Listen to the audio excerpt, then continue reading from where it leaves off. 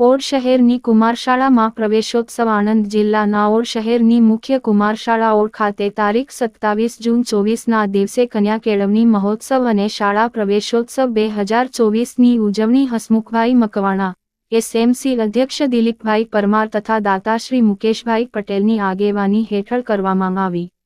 બાલવાટિકા અને ધોરણ 1ના બાળકોને મહેમાનોના હસ્તે પ્રવેશ આપવામાં આવ્યો હતો. પ્રવેશ પામેલ બાળકોને સ્કૂલબેગનું દાન અપાયું હતું. ધોરણ પહેલી 8ના બાળકોને નોટબુક અને ચોપડાનું દાન દાતાશ્રી કલ્પેશભાઈ પટેલ દ્વારા આપવામાં આવ્યું હતું. આ સમગ્ર કાર્યક્રમ સફળ બનાવવા શાળાના આચાર્યશ્રી અને સ્ટાફગણે જહેમત ઉઠાવી હતી. કાર્યક્રમનું સંચાલન શાળાના બાળકો દ્વારા કરાયું હતું. કાર્યક્રમના અંતે આચાર્યશ્રી કલ્પેશભાઈ ઠક્કરે આભારવિધિ કરી હતી.